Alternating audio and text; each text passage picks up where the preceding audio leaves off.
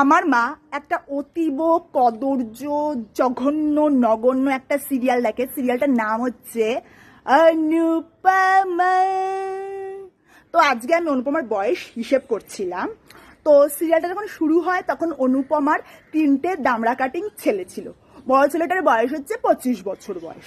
তো 25 + 25 মানে অনুপমার বয়স তখন হচ্ছে 50 বছর বয়স। কারণ কি, বিয়ে করলেই তো আর বাচ্চা হয় না, তো সেজন্য একটু সময় দিতে হবে। 50। তো এখন সেই বড় ছেলেটার একটা মেয়ে হয়েছে, তার বয়সও 25, মানে 50 + 25 হচ্ছে ওই 75 বছর। তো সেটাও আমার সমস্যা নয়। সমস্যাটা হচ্ছে যে এই 75 বছর বয়সে এসে দাঁড়িয়েও ছেলেরা রীতিমতো অনুপমাকে দেখে ক্রাশ খাচ্ছে, তাকে প্রপোজ করতে চাইছে। একজন তোমার লাল গোলাপ রেডি করেছে অনুপমাকে প্রপোজ করবে বলে।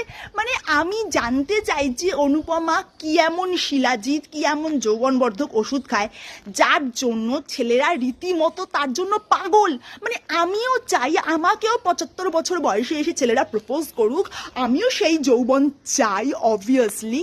তো সেটাও আমার সমস্যা নয়। সমস্যাটা হচ্ছে যখন সেই ছেলে আর অনুপমার রাস্তায় বেরোচ্ছে, মাঝ বয়সে কিছু ভদ্রলোক মানে টোন টিটকারি করছে।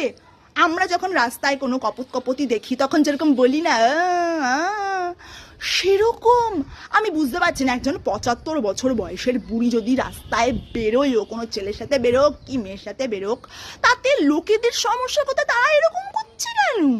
হ্যাঁ, আর আমার সেটাতেও সমস্যা নেই। আমার সমস্যা হচ্ছে যে ওই বয়সে মানে অনুপমার শ্বশুর শাশুড়ি, তাদের আমি বয়স হিসেব করলাম, মানে অনুপমার যদি 75 বছর হয় তাহলে শ্বশুর শাশুড়ির বয়স রীতিমতো 100-র কাছাকাছি।